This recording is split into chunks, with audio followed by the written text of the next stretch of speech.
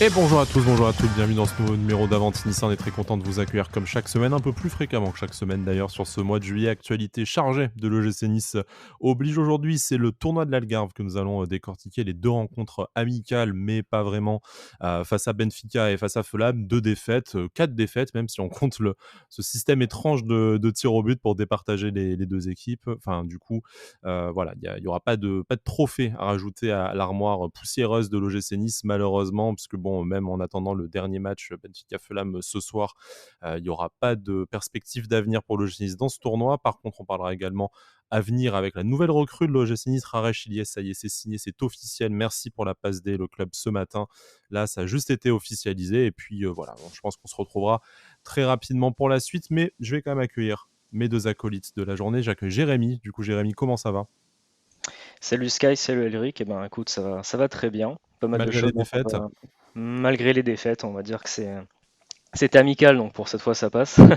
Mais, euh, mais bon, dans tout, ça va. Bon dimanche, et pas mal de choses dont on a à discuter, donc ça va être très sympa. Deux défaites, des scores pas très flatteurs, mais bon, des choses à dire quand même. Effectivement, tu as raison, et y compris des choses positives. Il y a Alric aussi qui est avec nous. Salut Alric, comment tu vas? Salut Sky, salut à tous. Écoute, j'aime pas trop l'expression, mais on va dire que la défaite de hier, par exemple, était une défaite encourageante. Ouais. Bon, en tout cas, tant que la compétition n'a pas commencé, en tout cas une compétition qui nous intéresse, c'est sûr que on peut se permettre encore de voir le positif dans deux défaites, 3-0 et 2-0. Mais messieurs, je vous propose pardon, de commencer par l'actualité brûlante du jour. C'est le recrutement officiel, ça y est, de l'ailier roumain de 19 ans, Raresh Ilie, en provenance du Rapid Bucarest.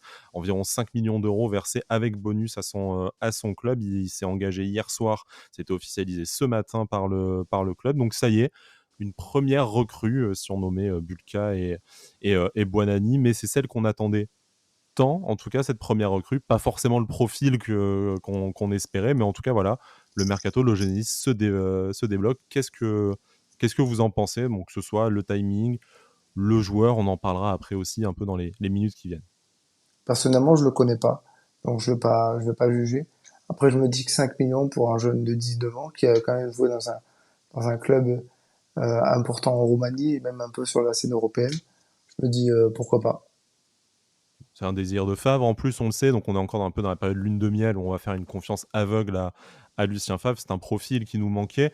Jérémy, bon, on avait besoin d'un ailier, hein, même si effectivement, avec le retour des nombreux jeunes qui étaient prêtés, le recrutement et la montée aussi de certains jeunes du centre de formation dont on va parler tout au long de ce numéro qu'on a vu lors des matchs amicaux, on espérait peut-être davantage un joueur confirmé aux avant-postes, ce qui nous manque davantage.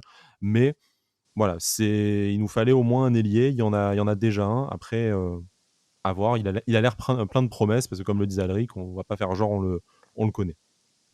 Oui, voilà, donc c'est vrai qu'on le connaît pas vraiment. Après, c'est vrai qu'on a eu la chance d'avoir Foot Romain sur Twitter qui nous a pas mal donné d'informations sur le joueur, qui ont l'air plutôt bonnes. Ça a l'air d'être un très grand espoir dans son pays. Mine de rien, il a 19 ans, mais il a déjà joué pas mal de matchs avec son club. Je crois que c'est 60 matchs pour 9 buts et 12 passes D. Donc c'est déjà pas mal, il a une petite expérience.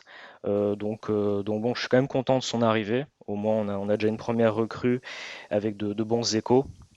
Après, comme je l'ai dit ce matin sur Twitter, j'en ai discuté avec quelques personnes. Je pense qu'il faudra pas trop non plus attendre de lui. Il a 19 ans, il découvre un nouveau pays, un nouveau championnat. Et en plus, il a appris le transfert assez tardivement. Donc je pense qu'il faudra quand même lui laisser un peu de temps pour déjà s'adapter au pays, au championnat. Mais ça peut être une bonne surprise. Donc bienvenue à lui et on verra par la suite ce qu'il peut nous apporter. Effectivement, de la même façon que Calvin Stengs, qui avait quand même davantage de références au plus haut niveau et dans un championnat un peu plus, on va dire, un peu plus connu que le championnat roumain, on a vu qu'il y avait un fort besoin d'adaptation.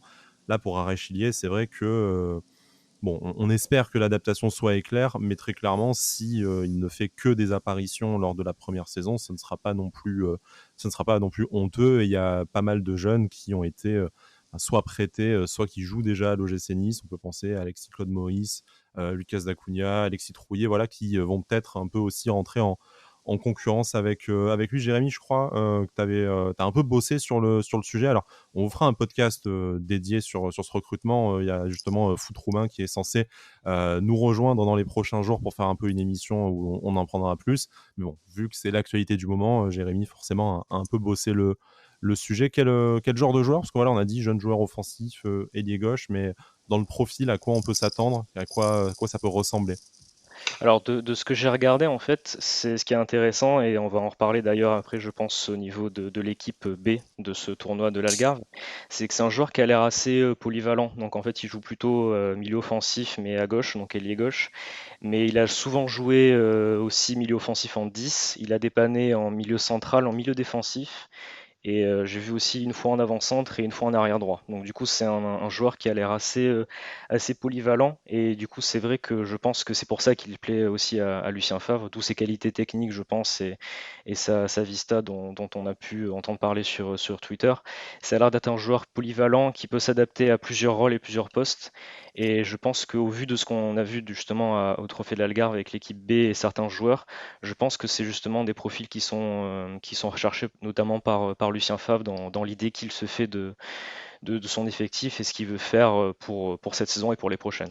Ouais, des joueurs qui pourront intégrer à tout moment la rotation en fonction des suspensions, des blessures, des méformes, de l'enchaînement de matchs tous les 3 jours. Encore une fois, si tu as un Raré Chilier ou voilà, un Belayan, un Buonanni qui peuvent rentrer dans la dernière demi-heure d'un match avant ou après la Coupe d'Europe, si jamais le titulaire a besoin de souffler, c'est précieux de savoir qu'il peut rentrer à droite, à gauche, dans l'axe, quasiment indifféremment et qui pourra tenir son rôle, tenir sa place en Ligue 1. Alric, pour terminer un peu sur le sujet mercato, en tout cas, que ce soit Rarechilier ou la suite, on sait voilà, qu'on s'intéresse aussi à Marcus Thuram, on sait qu'on a un peu du mal à finaliser le dossier Yann Sommer pour différentes raisons. On sait qu'on a identifié des jeunes joueurs, que ce soit au poste de latéral gauche ou de défenseur central, où l'OGC Nice voilà, regarde un peu en Italie, en Ukraine, dans des championnats un peu plus exotiques aussi. Mais pour l'instant, on a du mal à conclure, ça a du mal à avancer. Alors, on n'est que le 17 juillet. On a déjà une recrue. L'année dernière, c'était le 14 juillet, la première recrue avec Calvin Stengs. Donc, on n'a pas non plus un retard voilà, irrattrapable. Mais comment toi, tu te sens par rapport à ce mercato? Est-ce que tu voilà, tu penses on doit être patient, mais on travaille bien et tout va bien se passer? Ou est-ce que petit à petit, ton impatience de supporter commence à prendre le dessus? Alors moi, j'ai aucune impatience. Je me dis que de toute façon, c'est pas moi qui décide, donc il faut laisser les faire les choses. Et puis j'ai pas l'impression qu'en gueulant sur les réseaux sociaux, ça change quoi que ce soit. Donc je laisse un peu les choses faire. Après, si j'avais envie un peu de troller, on l'a fait un petit peu ce matin avec Jérémy, mais on pourrait dire qu'on a 6 ou 7 recrues déjà avec tous les retours de Ouais. prêt et les joueurs prêts à en découdre, je pense notamment à Alexis Claude Maurice. Mais, euh, mais non, non, je pense qu'il faut être patient. Je pense que, comme l'a dit Jean-Pierre Héver lors de la conférence de presse de Lucien Favre, vous avez l'impression que il se passe rien, mais sachez qu'on bosse. Et au final, j'aurais plutôt tendance à lui donner raison, puisque dans la plus grande période de flou qui a amené le départ de Christophe Galtier, c'est Lucien Favre qui est arrivé. Donc en fait, je pense que effectivement, peut-être que le départ de Julien Fournier a mis un peu la zizanie puisqu'il faisait le travail pour plusieurs personnes. Maintenant, avec l'arrivée je me souviens plus de son nom, De Yen Moody Yann notamment. Moody, les choses vont petit à petit prendre leur sens. Et moi, je pense qu'on a plutôt intérêt à être patient, quitte à faire un petit bilan le 1er septembre pour dire est-ce que les postes qui avaient besoin ont été renforcés ou pas. Et à ce moment-là, peut-être entre nous, émettre des réserves ou des avis positifs. Là, en ce moment, on sait très bien que le mercato, c'est toujours une période compliquée. Mais ce qui me désole un petit peu, c'est que j'ai l'impression que quand on voit pas 25 recrues par semaine, on a l'impression qu'il se passe rien. Alors que je doute qu'un club comme Nice, avec quand même tout ce qui a été annoncé, même si ça fait un peu effet de belles paroles et d'effets de manche, je ne doute pas que si Lucien Favre est revenu, c'est qu'il y aura des choses qui vont se passer parce que, connaissant un petit peu le bonhomme, il serait pas revenu pour rien. On sait aussi qu'il y a une ambition moindre, en tout cas en termes de volume de joueurs à changer. On sait que Christophe Galtier voulait 10-12 changements alors qu'on est plutôt parti sur 5-6 postes bien ciblés avec Lucien Favre. Donc ça permet aussi de prendre un peu plus de temps pour avoir vraiment les joueurs que tu souhaites. Donc on sait que Manor Salomon, malheureusement, ça ne se fait pas. Bon, après, toujours pas de transfert officialisé du côté de Fulham. Il n'a pas pu jouer contre l'OGC Nice hier notamment. Mais voilà, là, il y a Marcus Thuram, par exemple. C'est leur Yannick Diallo, j'ai l'impression. Voilà, ça leur Yannick Diallo. Bon, pas de problème de fax, j'espère, de ce côté-là.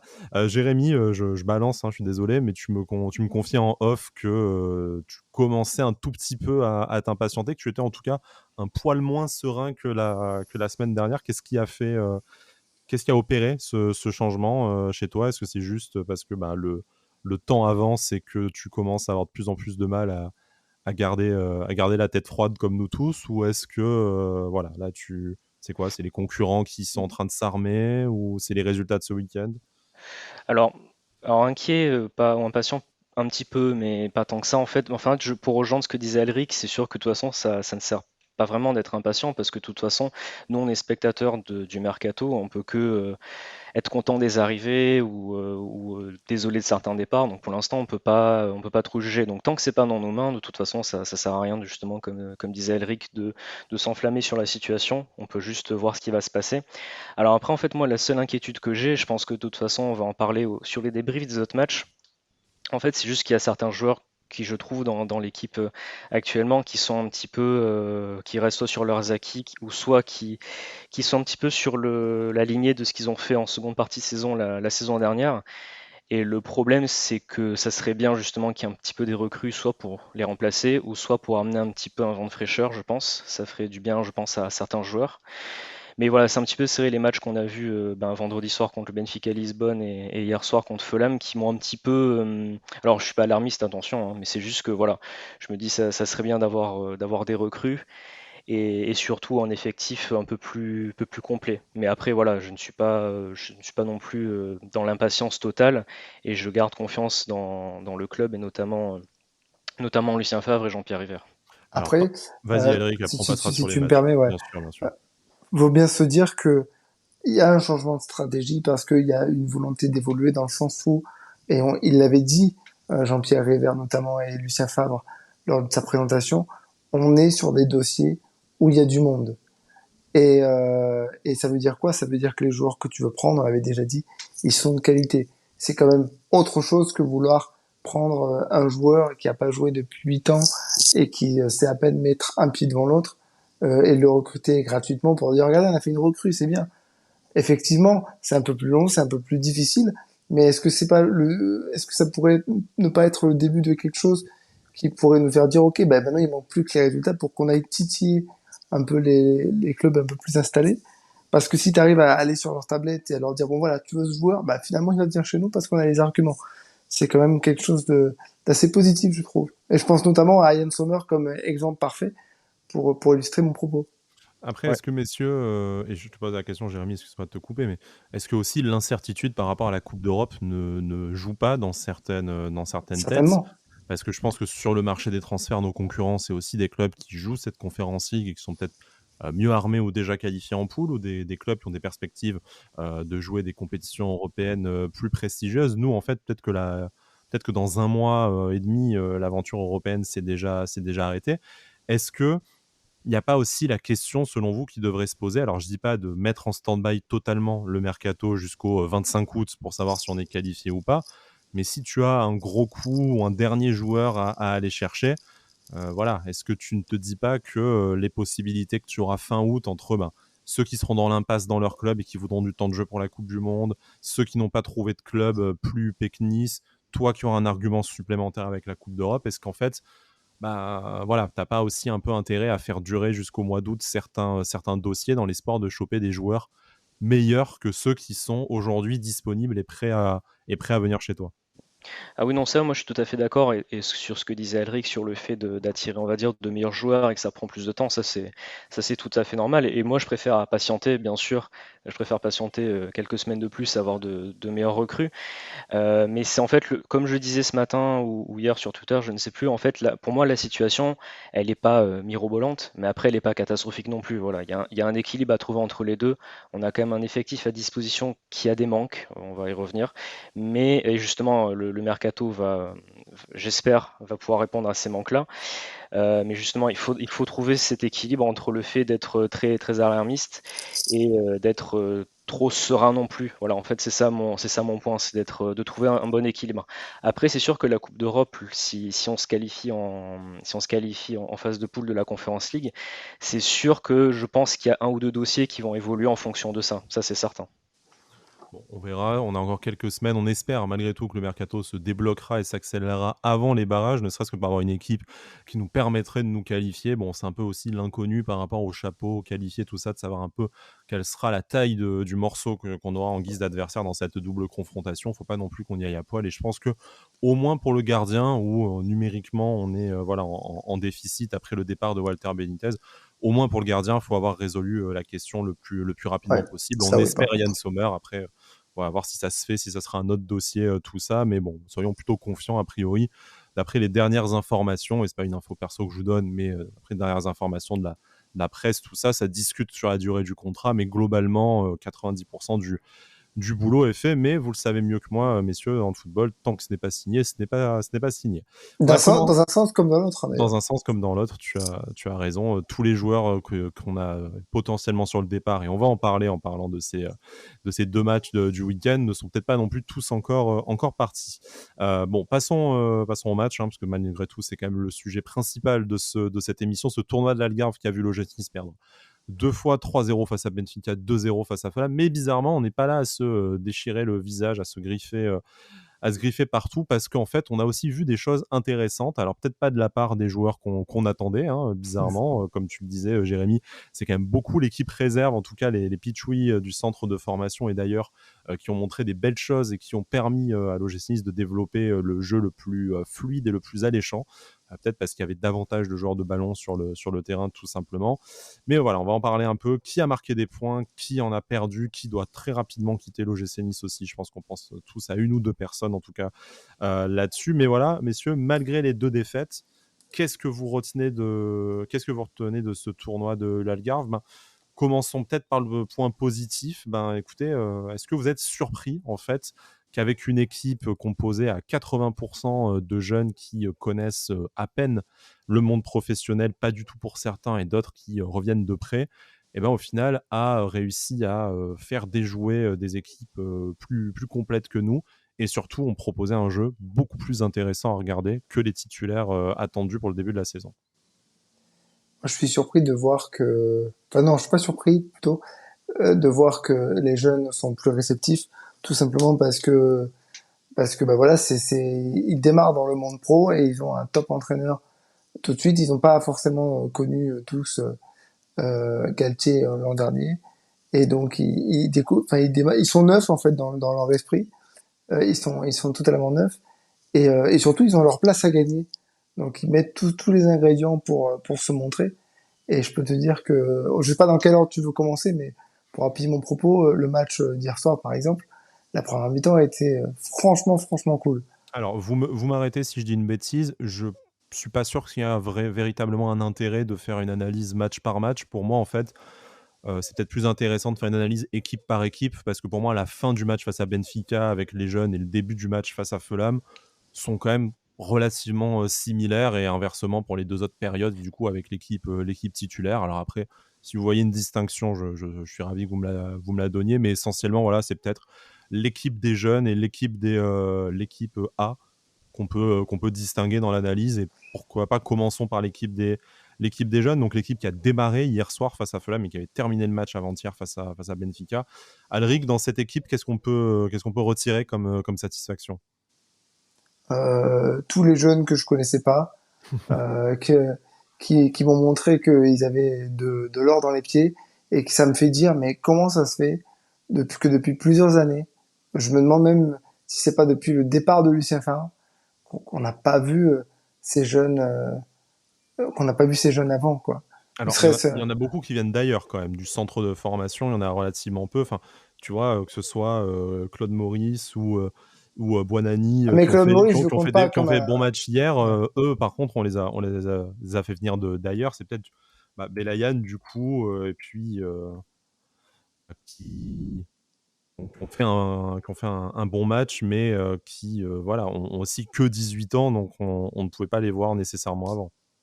Non, mais clairement, c'est très intéressant et très, comment dirais-je, très rassurant d'avoir des jeunes qui, qui, qui, euh, qui répondent présents parce que tu te dis, bon, pas tous auront leur chance d'intégrer peut-être le groupe pro cette année, ne serait-ce que pour avoir une toute petite place dans la rotation, mais clairement, tu te dis que tu as des solutions si tu as besoin. Et il y a des joueurs comme Alexis Troyer, je reviens encore Mhm. sur lui, Belayan que je connaissais pas du tout et qui franchement est impressionnant. Comment il s'appelle, Bonani, oui. Bonani, aussi pareil, qui avait été un peu timide lors du premier match, beaucoup mieux lors du deuxième et du troisième. Non, c'est que des motifs de satisfaction. Même Boulendi, tu vois, sur qui j'avais quand même de sérieux doutes. Euh, Au début, je me suis dit, bon, il n'est pas hyper rassurant non plus, hein, mais il n'a pas été non plus très Mm. très mis en danger hier. Et ce qu'il a fait, il a plutôt bien fait. Non, je trouve que c'est intéressant d'avoir des jeunes. Ce que je regrette, c'est un peu ce que tu disais au départ. Effectivement, ces jeunes, on les connaît pas parce que la plupart, c'est des jeunes qu'on a pris en post-formation. Et je m'interroge parfois sur comment ça se fait que nous, le club de l'OGC Nice, qui était capable, il y a encore quelques années, de sortir des jeunes, on n'arrive plus à les sortir de notre propre cru, parce qu'en fait, ça t'empêche de créer ce que voulait Jean-Pierre Rivière il y a quelque temps, une vraie identité niçoise. Voilà, c'est ce qui me questionne un petit peu. Oui, c'est vrai, c'est d'ailleurs un des nouveaux, enfin dans le nouveau projet, autant de fois nouveau que vous voulez sur 3 ans. C'est vrai que Jean-Pierre Rivard a aussi rappelé ce qui avait été mis en place à l'époque, et notamment à l'époque du regretté René Marcilia, c'est voilà, d'avoir une identité de jeu des premières équipes du centre de formation à l'équipe 1 pour faciliter aussi un peu la passerelle entre les différents groupes, les différents niveaux d'âge. Jérémy, voilà, on a parlé un peu de nos satisfactions. Il y a Daouda Traoré, évidemment, que j'ai oublié de citer, dont on a parlé déjà au match précédent, enfin au podcast sur le match précédent, bon, qui lui n'a que 15 ans, donc forcément on risque pas de le voir ces 5 dernières années. C'est déjà impressionnant de le voir aujourd'hui parmi les pros.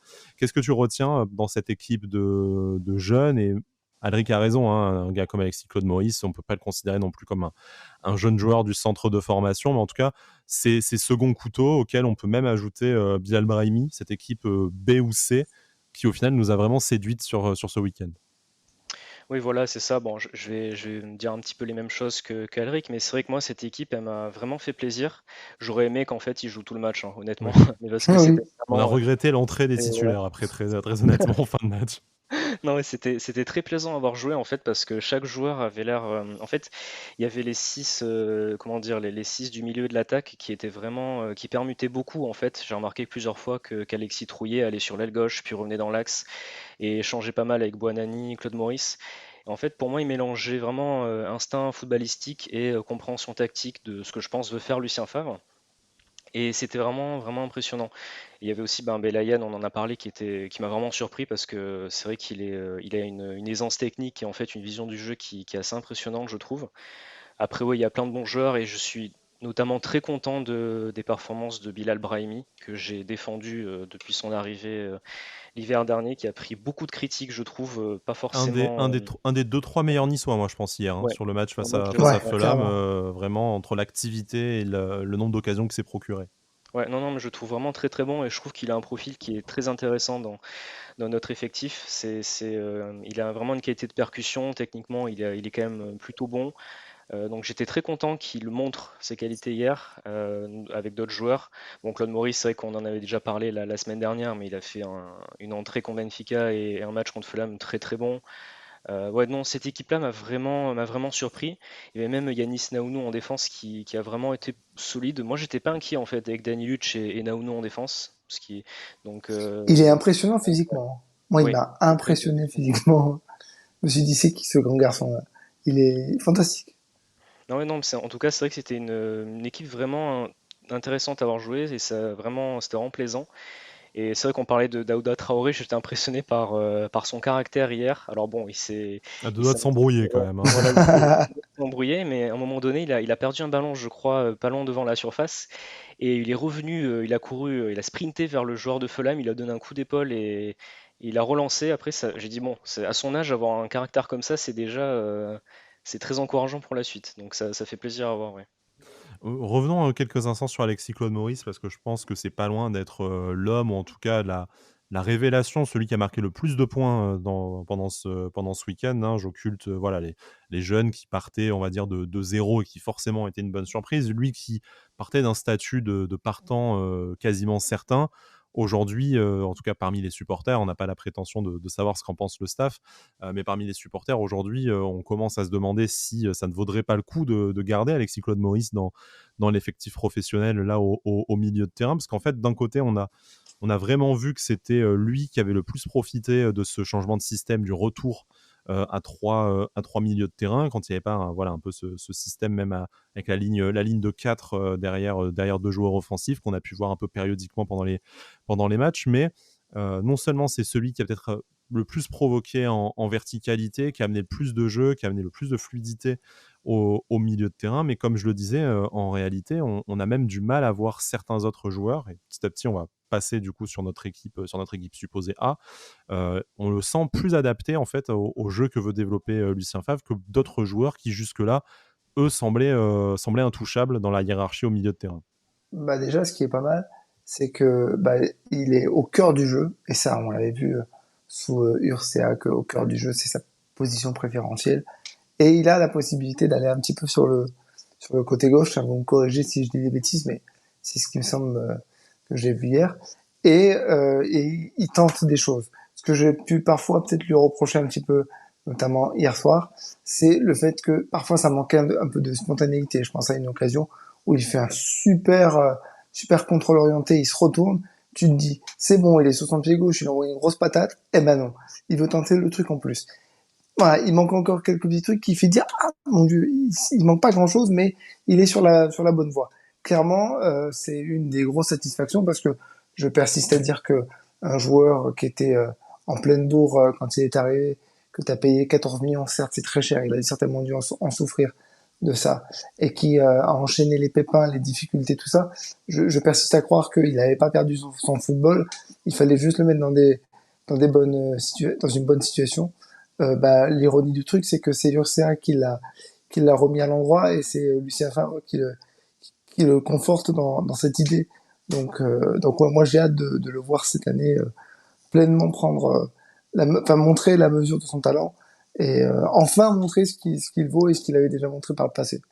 Jérémy, dans un milieu de terrain qui était orphelin de Kefren Turam, hein, pour ce tournoi de l'Algarve, même si fort heureusement ça ne devrait pas longtemps être le cas pour la suite de la saison. Clairement, Alexis Claude Maurice, c'est un peu celui qui a montré le visage joueur, on va dire, du milieu de terrain, celui par qui à chaque fois les occasions, les offensives passaient. Et du coup, on a peut-être un petit manque de profil de ce genre-là dans l'effectif qui avait été bâti, on le rappelle, pour le 4-4-2 de Christophe Galtier, où il y avait davantage un espèce de double pivot plus défensif avec des profils comme Mario Lemina, Pablo Rosario, Morgan Schneiderlin, qui étaient peut-être plus à l'aise dans ce système-là et qui du coup ont un peu plus de mal, et on l'a vu notamment avec Pablo Rosario en 8, à produire le jeu désiré par Lucien Favre.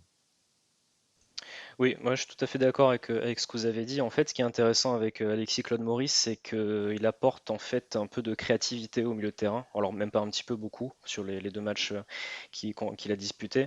Il apporte de la créativité, et c'est ce qui manque à notre milieu, parce que c'est vrai que là, bon, on va y venir dans l'équipe A. En fait, on a un milieu qui est très défensif en fait, et du coup qui se projette pas et qui a pas vraiment de percussion et de volume de jeu. Et du coup, Alexis Claude Maurice, il a vraiment ce profil-là de se situer entre les lignes, de pouvoir dézonner, il apporte sa qualité technique.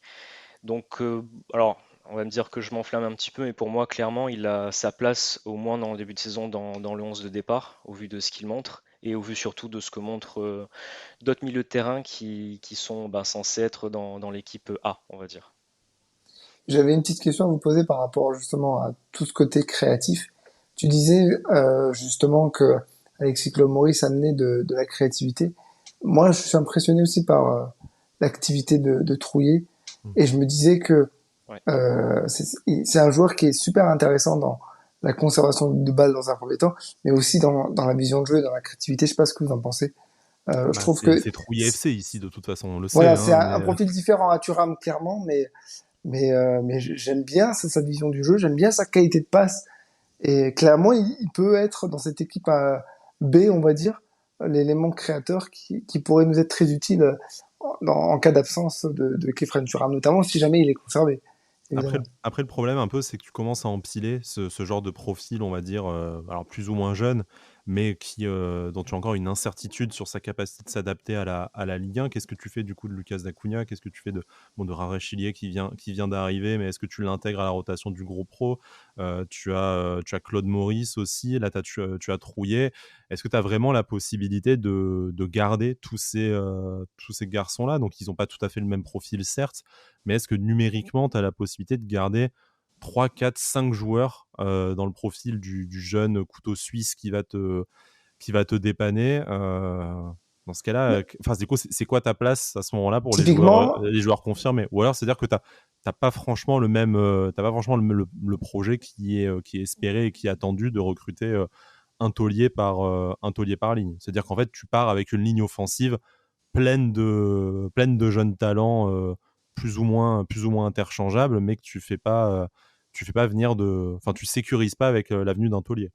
c'est très naïf ce que je veux dire, mais c'est pas l'attaque qui m'a posé problème hier. Comme l'a dit Lucien Favre à la fin du match contre Fulham, il dit si on mène 2-0, il y a absolument rien à dire. Ils ont été très bons les jeunes hier. Il y a eu du redoublement de passes, il y a eu du jeu en première intention, on s'est créé d'énormes occasions. C'est pas en phase offensive que je nous ai trouvé le plus en difficulté, c'est notamment en défense. Et je commence à comprendre pourquoi un joueur comme, même si je le trouve pas mauvais, mais par rapport à ce que je disais dans ce côté créateur et pour revenir sur ce que tu disais, le problème d'empiler les joueurs, je commence à comprendre pourquoi un joueur comme Mario Lemina pourrait être sur le départ. Mm. Effectivement, moi je serais de moins en moins contre un départ de Mario Lemina, je garderais peut-être Pablo Rosario, même si je trouve que dans cette préparation il est un peu l'ombre de lui-même, mais c'est peut-être le temps de s'adapter à un nouveau système et tout ça. Mais moi, je pense que c'est pas. Si devant tu as des Delors et Delors, Gouiri et peut-être un troisième joueur, et derrière tu as une défense solide, mais je m'amuserais, en tout cas au début de la saison, jusqu'à la fin du mercato, je m'amuserais à mettre des jeunes un peu fougueux dans ton milieu de terrain. C'est pas l'endroit où je me sens le plus en difficulté. Jérémy, pour conclure sur l'équipe B. Alors oui, bon, pour ta question sur Trouillet, Elric, moi ce que j'aime bien, c'est qu'en fait, j'ai l'impression qu'il se pose pas de questions. En fait, il aime jouer, il prend du plaisir à jouer. Et ce qui est intéressant, en fait, c'est qu'il joue tout le temps en première intention et vers l'avant. Donc du coup, à chaque fois, ça fait remonter le bloc équipe. Et du coup, ce qui fait qu'avec d'autres joueurs offensifs et techniques comme Claude Maurice ou Buonanni hier, ça donnait des occasions vraiment intéressantes. Après, par contre, juste sur le point du milieu de terrain, moi je trouve que c'est, bah, on va en parler juste après. Mais je pense que c'est là où il y a un problème, on va dire, pour le moment. Et c'est là où il va falloir justement, c'est là où le chantier est le plus gros pour moi, avec les latéraux notamment. Mais il va falloir régler certaines choses au milieu, ça c'est certain.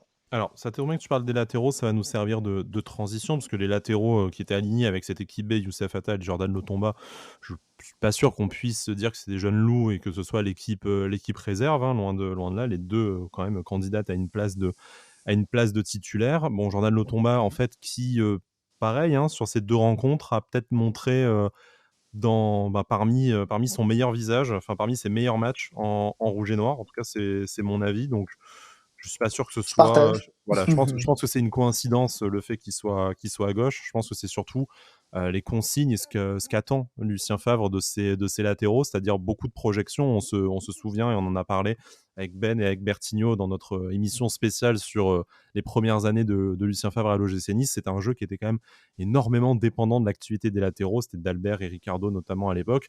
Et ben là, bizarrement, un Jordan Lotomba qui a davantage de liberté pour monter et un volume de jeu qui peut davantage s'exprimer offensivement, je l'ai trouvé plus intéressant que dans le registre dans lequel on l'a connu ces dernières saisons.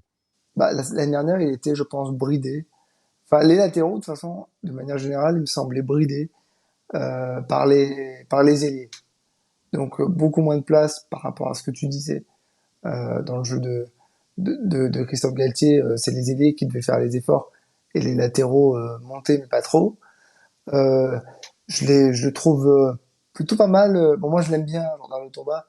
Et puis surtout, je garde en tête certaines images avec l'équipe Espoir Suisse et je me dis que s'il arrivait à le faire en sélection, vois pas pourquoi il le ferait pas en club.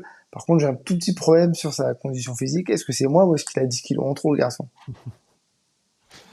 Donc voilà, j'espère le voir pareil, montrer des choses intéressantes. Je suis pas sûr que ce soit un titulaire en puissance, mais un bon remplaçant, ouais, ça j'en suis convaincu. Ouais, ouais, je pense pareil. C'est vrai que, alors hier, moi, je l'ai trouvé plutôt bon, hein, Jordan Lotomba. En fait, il a toujours un niveau assez constant et des fois, il a été sur quelques matchs très bon. Mais C'est après, c'est très souvent du surtout, 5-6 sur 10 et très rare, voilà, voire jamais moins, mais en même temps, c'est ça. rarement plus. C'est ça en fait, donc du coup c'est comme dit Alric, pour moi c'est pas forcément un titulaire en puissance, il est bien dans la rotation de l'effectif, c'est un bon remplaçant. Mais après le problème c'est surtout au niveau des latéraux, c'est surtout comment on va faire en termes de quantité de joueurs sur les ailes. Parce qu'on sait que bon, Youssef Attal ne va pas pouvoir disputer toute la saison à droite, hein, il est souvent blessé. Après il nous reste Lotomba et Melvin Barr. Et après Melvin Barr, le pauvre, déjà l'année dernière, il a fait toute la saison à gauche. À la fin, il était un peu cuit malgré ses qualités. Et après, il nous reste pas beaucoup de monde. Il y a Danny Luch qui peut dépanner. Mais c'est vrai qu'en défense, il nous manque quand même des joueurs, quoi. Ouais, les latéraux, hein, c'est franchement la principale interrogation, ne serait-ce Ouais. que numériquement, s'il y a blessure de Youssef Attal, et malheureusement, on en est Et toujours même à un défenseur attendre central, hein. la prochaine. Un défenseur central, effectivement, on en a parlé en tout début d'émission. Et à gauche, Menville Barr est bien seul, même si on sait que Jordan Lotomba voilà, peut faire office de bricolage de remplaçant. On espère quand même mieux et on sait que le club voilà, hein, s'intéressait notamment à Fabiano Parisi d'Empoli hein, sur le poste de latéral gauche à voir, à suivre dans les prochaines semaines. Voilà. Transition toute trouvée pour l'équipe A. Du coup, donc cette équipe A qui au final nous a pas mal déçus, que ce soit sur la rencontre face à Benfica ou face à Fulham, parce que en réalité, déjà niveau résultat, ça n'a pas été meilleur quand ils étaient sur le terrain, et en plus de ça, on s'est vraiment fait chier. Je veux dire, moi, je pense que je me suis endormi sur une partie du premier match, et après sur le deuxième hier, je l'ai regardé d'un œil parce qu'en fait, il ne s'est plus passé grand chose du moment que cette équipe 1 est rentrée. Et il y a, voilà, autant je ne suis pas forcément déçu de certains joueurs, parce que je sais que ça va venir et que c'est une question aussi de progrès physiquement, notamment au cours de la préparation. Autant il y en a quelques-uns sur lesquels je commence à me poser des questions, il y en a un ou deux où je me pose plus la question de vouloir les voir partir. Mais je vais vous laisser commencer, peut-être sur cette On équipe balance des noms ou de pas? titulaires. Nous, tu sais, on peut tout balancer dans cette émission. L'avantage d'être lié à personne d'autre que nous, c'est qu'on peut, voilà, on peut se faire plaisir. Ouais, bah, on va commencer par le positif, hein. Il s'est créé, pareil, j'ai un peu fait comme toi, notamment hier soir, la deuxième mi-temps, c'était un peu plus compliqué, mais j'ai vu deux, trois belles occasions qui viennent bah, toujours du même, hein.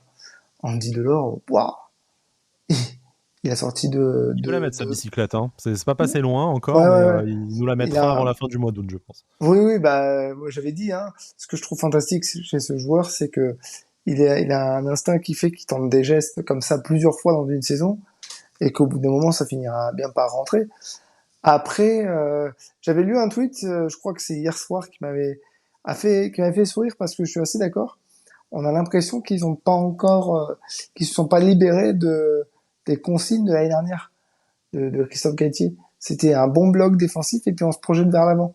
Alors que bon, bah, Lucien Favre, lui, ce qu'il veut, c'est certes bien se projeter vers l'avant, mais jouer plus haut et mettre la pression, faire du pressing, récupérer le ballon haut et puis construire quelque chose. Et il y a peut-être un peu de ça. Alors après, le problème, c'est que ouais, voilà, je me suis tellement ennuyé dans dans les matchs avec l'équipe titulaire que mon analyse footballistique serait de piètre niveau. Mais ouais, c'est un peu dommage parce que on se dit que c'est avec eux qu'on va démarrer la première journée. Et clairement, là, à l'heure d'aujourd'hui, bah, j'irai peut-être. Alors c'est hypothétique ce que je dis, mais clairement, j'irai peut-être à Toulouse avec l'équipe qui a commencé le match contre Fulham. J'aurais moins à perdre et peut-être que j'en miserais beaucoup plus. En tout cas, il y a une hiérarchie qui peut être amenée à être bousculée sur certains postes. On parlait notamment du milieu de terrain. Jérémy, bon, bah, déjà, un peu, voilà, tes satisfactions, tes insatisfactions sur cette équipe titulaire et à ton avis, d'où vient le problème, en supposant qu'il y en ait un. Pourquoi il y a une telle différence entre les néophytes qui, normalement, devraient tout avoir à apprendre et une équipe qui alors ne se connaît pas par cœur, hein. Il y a des voilà, il y a des joueurs qui ont peu eu l'occasion de jouer l'année dernière et des nouveaux. On pense notamment à Antoine Mendy ou au retour de Lucas Acuna, mais en fait, on a l'impression qu'il y a quelque chose qui cloche dans cette équipe titulaire pour l'instant. Donc, est-ce que c'est la chaleur, le début de la préparation, les consignes de Christophe Galtier qui sont encore un peu trop ancrées dans les têtes? Selon toi, d'où vient un peu cet ennui qu'on éprouve devant la télé? Alors moi, au niveau des satisfactions, déjà, comme a dit Alric, il y a Andy Delors qui, pour moi, était le seul de la ligne offensive qui a montré des choses en fait sur les deux matchs, qui a su se procurer des occasions, parce que je crois que en fait la seule occasion de cette équipe-là contre Benfica, c'était sa frappe à la 6e minute, il me semble, juste avant qu'on encaisse le premier but de Benfica. Après, Antoine Mendy aussi, comme je l'avais dit contre le Cercle Bruges, là je trouve qu'il a été toujours très bon. D'ailleurs, hier soir, il a été à l'origine d'un super centre sur la tête de Delors. J'ai été impressionné par le centre, ça faisait longtemps qu'on n'avait pas vu un aussi beau centre dans le latéral. Mais justement, en fait, ce centre pour moi est révélateur parce qu'en fait, les rares actions, les rares occasions qu'on a eues avec cette équipe-là, en fait, venaient des ailes, parce qu'en fait, on avait un milieu de terrain qui était malheureusement, comment dire, qui justement, en l'absence de Kefren Turam, qui avait un manque de percussion, d'intensité, aussi comme l'année dernière, et de volume de jeu. En fait, on a retrouvé un petit peu la même équipe que l'année dernière, excepté malheureusement Justin Kluivert, qui était un des rares à percuter. Et donc, du coup, on a un petit peu les mêmes manques. Donc, du coup, on a un milieu de terrain Justin revient. et, on a un milieu de terrain qui est très défensif parce qu'en fait, si on regarde le match contre Benfica, on avait Pablo Rosario, Morgan Schneiderlin et Hicham Boudaoui. Donc on en a déjà deux des trois qui sont plus des sentinelles ou des milieux récupérateurs. Et après, on a Hicham Boudaoui qui, pour moi, comment dire, c'est pas qu'il me déçoit un petit peu, mais c'est pas pour l'instant, pour moi, c'est pas un joueur qui peut prétendre à être dans le 11 parce qu'il ne progresse pas assez. Et, dans le 4-3-3, il a pas montré grand-chose. Après, là, euh, il faut voir aussi que c'était ses premiers matchs de préparation, mais il est dans la lignée de ce qu'il a fait aussi les précédentes saisons. Donc c'est-à-dire un joueur qui montre, qui pour moi n'a pas un apport exceptionnel. Un Donc joueur moyen. voilà un joueur moyen. Donc du coup en fait on avait un milieu de terrain qui était moyen et qui ne faisait pas grand-chose. Et du coup on s'est retrouvé à avoir une équipe comme beaucoup de fois l'année dernière, qui subissait en fait et qui ne répondait pas beaucoup dans l'intensité et dans l'engagement. Je trouve dur quand même avec Hicham Boudaoui qui, bon, n'est pas malheureusement, n'est pas Kefren Turam, mais qui n'est peut-être pas un profil aussi offensif que Alexis Claude Maurice, mais bon, qui dans ce tournoi a quand même montré des qualités plus certaines dans l'axe que quand il était à droite, même si on sait que la saison dernière, il s'est vraiment très bien débrouillé et qu'il y avait voilà, un OGC Nice avec et sans Hicham Boudaoui, même si c'était un peu du travail dans l'ombre. Là, je l'ai trouvé plus intéressant de retour dans l'axe, même si je pense qu'on en attend forcément toujours plus de ce joueur Oui, et mais que il est sur courant alternatif, Hicham ça, Boudaoui. je suis d'accord avec toi. Par contre, on a du mal en fait à savoir, à l'inverse C'est d'un pour ça que je Jordan dis que c'est un Lokonga joueur qui n'est moyen. jamais exceptionnel, mais où on sait toujours qu'il va faire le strict minimum. Hicham Boudaoui, on a encore du mal à savoir à quel poste le faire jouer. Est-ce qu'il est capable d'enchaîner les matchs, tout ça. Et c'est un peu ce qui freine, je pense, sa progression de carrière et sa progression à l'OGC Nice. Pour rester sur le milieu de terrain, donc on l'a dit, Pablo Rosario un peu décevant, peut-être parce que en fait, ce rôle de numéro 8 ne lui convient pas vraiment. On l'imaginerait presque davantage seul en sentinelle En devant la 6, ouais. défense, avec cette capacité même parfois à coulisser entre les deux défenseurs centraux pour combler un espace laissé par un latéral qui monte, par exemple, davantage que poste de numéro 8 dépositaire du jeu. Bah, déjà, il avait montré des dispositions plutôt intéressantes quand il avait dépanné en défenseur central l'année dernière, si je dis pas de bêtises. Donc peut-être qu'effectivement, jouer sur ses qualités de ratisseur et d'homme un peu physique en le mettant plus bas sur le terrain. Alors je dis pas en défense centrale, hein, mais en le mettant plus bas sur le terrain, effectivement. Maintenant, c'est en ça que je me pose la question, par exemple, de la pertinence d'avoir de profils plutôt similaires, parce que je pense à un joueur comme Mario Lemina, encore lui. Quelle idée ce serait de le garder si tu décides par exemple de faire de Rosario ta pointe basse dans ton milieu à 3. Bon, après, tu as beaucoup de matchs, donc c'est bien d'avoir au moins ces deux-là en stock. On sait que 3, par exemple, ce ne serait pas forcément nécessaire, surtout que l'identité du troisième joueur, c'est peut-être lui qui a été, et je te passe la main, Jérémy, sur le milieu de terrain pour conclure sur ce secteur du jeu, c'est peut-être lui, Morgan Schneiderlin, qui en fait a été le plus mauvais joueur de l'OGC Nice sur ce week-end.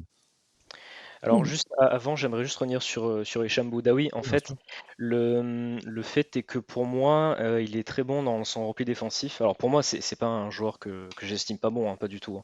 C'est juste que pour moi, voilà, comme c'est un joueur, comme on a dit, qui est sur courant alternatif. Et donc il a un très bon repli défensif, il est très très endurant. En fait, le problème, c'est qu'il dépend trop pour moi des joueurs qui vont l'accompagner au milieu. Et le problème, c'est que quand le milieu sombre, en fait, c'est pas lui qui va pouvoir, comment dire, aider le milieu de terrain à s'en sortir. Alors, je me trompe peut-être, mais je le ressens pas comme ça. Alors après, pour Morgan Schneiderlin, bah, c'est compliqué parce que, en fait, moi l'année dernière, quand il a commencé à reprendre un peu les matchs et reprendre les entraînements, sur ses entrées, en fait, je l'avais trouvé plutôt intéressant. Et je me rappelle aussi d'un match à Paris qu'il avait joué dans l'axe avec Lemina, où il n'avait pas été mauvais et je trouvais que c'était justement une bonne alternative. Après, au fur et à mesure, sur la fin de saison, il a pas été très bon. Et c'est vrai que, en fait, ce joueur-là, on en attend toujours beaucoup parce que ben, il a quand même un nom, il est international, il a joué notamment à Manchester United. Et c'est vrai que là, le match qu'il a fait, ben, d'ailleurs, on l'a pas revu hein, sur le deuxième match. L'heure de jeu qu'il a fait contre Benfica était justement pas suffisante. On parlait tout à l'heure de Trouillet, bon, pas dans le même registre, mais Trouillet qui joue tout le temps vers l'avant. C'est vrai que bon, Schneiderlin, c'est souvent des passes vers l'arrière, des passes latérales. Fautif sur les buts C'est aussi, hein, quand même, voilà c'est aussi pas. fautif sur les buts où ben il anticipe pas. En fait, il y a beaucoup on a l'impression en fait qu'il est là, pas par défaut, ouais, enfin qu'il est là, mais il apporte pas vraiment. Et des fois, on dirait qu'il se demande un petit peu s'il a sa place vraiment dans cet effectif-là. Donc peut-être que même pour lui, bon, je pense qu'on va parler peut-être d'un probable départ, et c'est vrai que c'est dans la presse, ils ont parlé d'un départ de Schneiderlin. Peut-être que ça serait aussi bénéfique pour lui, hein. Effectivement, on a du mal. Là, il serait, si on joue, enfin, si d'aventure on ne jouait qu'avec un seul 6, il serait très clairement troisième dans la hiérarchie derrière Rosario et Lemina. À voir s'il y a un départ aussi de Mario Lemina, mais je pense même que, à mon avis, Lucien Favre souhaite recruter un autre numéro 6 pour doubler le poste de Pablo Rosario ou pour lui passer devant. Et du coup, Mario Lemina et Morgan Schneiderlin, pour des raisons différentes, j'ai un peu du mal à voir leur avenir dans ce système de jeu-là parce que justement, tu vas pas en associer deux dans ce milieu à trois tel que l'imagine Lucien Favre. En tout cas, d'après les premiers faisceaux d'indices qu'on a sur les rencontres disputées face au Cercle, face à Benfica et face à Fulham, on a du mal à imaginer ça. Et c'est vrai que les rares fois où on l'a vu et ça coïncide avec ces équipes titulaires, ben voilà, ça nous a pas trop emballé et c'est pas là-dessus qu'on a reconnu spécialement la patte Favre. Une autre déception, alors je parle pour moi, hein, bien entendu, sans commune mesure avec Morgan Schneiderlin. Hein. Quand même, je commence à être un tout petit peu inquiet pour Amine Gouiri, qui a mal terminé la saison dernière pour des raisons sportives et extra-sportives avec Christophe Galtier, hein, comme on le sait, comme on a déjà parlé 100 fois. On espère vraiment qu'avec un entraîneur comme Lucien Favre, ben, ça aille mieux, que certes à gauche, mais à gauche d'un 4-3-3, c'est peut-être un peu plus facile pour lui de s'exprimer, davantage de possibilités de rentrer dans l'axe avec le latéral qui prend le couloir. Mais pour l'instant, sur ces rencontres-là, j'ai l'impression qu'on voit davantage le Gouiri de la fin de saison que celui du début de saison dernière, même si il y a toujours certains éclairs balle au pied, une vision du jeu supérieure à la moyenne qui font qu'il arrive sur une ou deux actions à exister et à nous faire rappeler pourquoi il est Amine Gouiri. Mais là, très clairement, sur cette préparation, pour l'instant, j'ai du mal à avoir une résurrection d'Amine Gouiri. Je persiste à dire que même si ça fait partie de son jeu, même s'il faut qu'il garde ce grain d'insouciance qui fait qu'il est à Minguiri et qui nous a fait lever de notre siège, moi compris, je persiste à dire que parfois il en fait trop. Trop de touches de balle, trop. Et tant qu'il n'essaiera pas de faire les choses plus simples, et j'inclus notamment le match contre Bruges où il n'a pas fait un mauvais match, mais parfois, bah, tu dis, ben, si tu fais une passe, si tu joues plus en première intention, si tu évites de trop porter la balle, eh ben, tu peux débloquer plus vite certaines situations. Après, honnêtement, comment a été inexistant contre Benfica, c'est un peu global, et contre Fulham, je sais pas trop quoi penser. Moi, je pense que déjà, bon, ça reste la préparation. Donc, s'il faut contre Toulouse, il fait un doublé, une passe décisive, et bah, puis bon, on n'aura rien à dire. Mais voilà, je persiste à dire que c'est un joueur qui en fait encore trop et qui gagnerait tellement à simplifier les choses. Ouais, tu m'as fait une passe décisive, Sky. Je voulais en parler justement, dire quelques mots sur Amine Eh Gouiri. ben parfait. Et c'est vrai que, alors bon, moi je reste persuadé que c'est un excellent joueur et il a démontré à de nombreuses reprises. Après, c'est vrai que le problème, et tout à l'heure quand je parlais des joueurs qui étaient dans la lignée de la seconde partie Mmh. de saison dernière, je pensais Je pensais très notamment fort. à lui. Voilà. Et malheureusement, c'est vrai que, bah, comme dit Elric, en fait, on dirait qu'il veut toujours faire plus, montrer des choses, alors qu'on sait déjà qu'il c'est un très bon joueur. Et du coup, en fait, il simplifie, enfin, il n'arrive pas à simplifier son jeu, et du coup, le fait est qu'en fait, il n'est plus du tout décisif. Et il ne montre plus grand-chose. Et en plus, je le vois souvent en début de match contre Benfica, je l'ai vu plusieurs fois râler sur d'autres joueurs de l'effectif parce que bon, la passe n'était pas très appuyée, pas dans le bon tempo. Mais il faut voir que lui aussi, beaucoup de ses passes ne sont pas vraiment appuyées, il fait beaucoup de passes en arrière. En fait, des fois, on dirait que les joueurs autour de lui, il n'arrive pas à comprendre, ou alors, enfin, il n'y a pas une connexion, comme avec Efren Thuram, par exemple. On dirait que c'est un des seuls joueurs avec qui il a vraiment cette connexion, où il arrive à jouer en première intention. Et après, je reste confiant sur le fait que ça va aller mieux. Il est avec peut-être un entraîneur qui arrivera à bien le comprendre et dans un schéma qui va lui plaire. Donc je pense qu'en fait il lui suffit d'un petit but et d'un très bon match pour repartir. Donc voilà, c'est vrai que le fait que là on commence à se poser des questions parce que ça commence à faire longtemps qu'il a pas vraiment été décisif. De mémoire, je crois que son dernier but c'est contre Versailles, je Mmh. crois, en Coupe de France. Donc ça date. Donc voilà, on se pose des questions, mais après moi je reste confiant parce que ça reste un très très bon joueur. Est-ce que messieurs, vous avez encore un petit dossier à ouvrir sur cette double confrontation là du coup face à Fulham, face à Benfica? Un joueur dont on n'aurait pas parlé. Alors bon, l'idée c'est pas de faire non plus un conseil de classe, c'est de filer des notes à tous les joueurs qui ont participé. Voilà, est-ce qu'il y a un cas en particulier sur lequel vous souhaiteriez vous exprimer en attendant la prochaine rencontre? Moi, j'aimerais juste que pour les prochains matchs amicaux, en fait, bon, je pense que ce sera le cas parce que là, Lucien Favre a fait une belle revue d'effectifs. Ça serait bien de voir, bah, notamment le prochain match contre la AS Roma. Ça serait bien de voir justement un mix de ces deux équipes. Je pense notamment à Andy Delors avec un Alexis Claude Maurice en 10 derrière, par exemple. Brahimi à droite, Gouiri à gauche. Voilà un petit mélange de ces deux équipes-là pour voir un petit peu ce que ça donne. Et peut-être que justement, un mélange de ces équipes-là fera en sorte qu'on ait l'expérience de l'équipe A, avec bon, c'est vrai que la solidité défensive, pas vraiment, mais avec l'expérience de cette équipe-là, plus la fraîcheur et l'envie de cette équipe B. Mmh. Alric? Et pour rebondir sur ce que vient de dire Jérémy, alors moi je suis pour avoir un mix de tout ça, histoire de commencer vraiment à fignoler, on va dire, un 11 type pour la première journée de championnat, parce que ça va arriver très vite.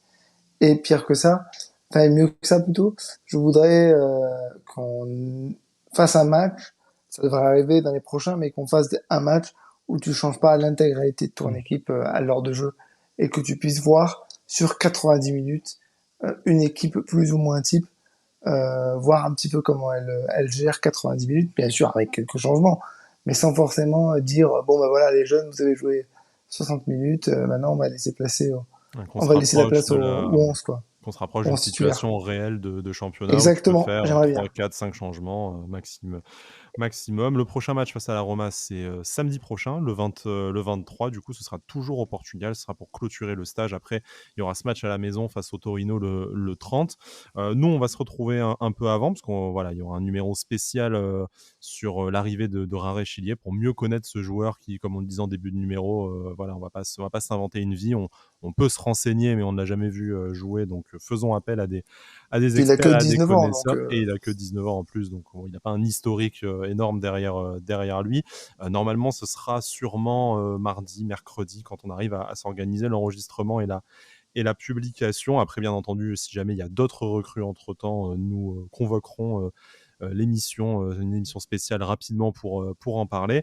Mais voilà, et sinon, on se retrouvera après le match face à la Roma le week-end prochain. Messieurs, merci beaucoup. J'en profite, comme d'habitude, un peu page de réclame et de promotion. Vous nous retrouvez sur YouTube, sur Apple Podcast, sur Spotify, sur Deezer, sur Amazon, sur à peu près toutes les plateformes possibles et imaginables de podcasts. N'hésitez pas à vous abonner, les plateformes qui le permettent, à nous lâcher aussi quelques étoiles, si possible 5, ça fait toujours plaisir.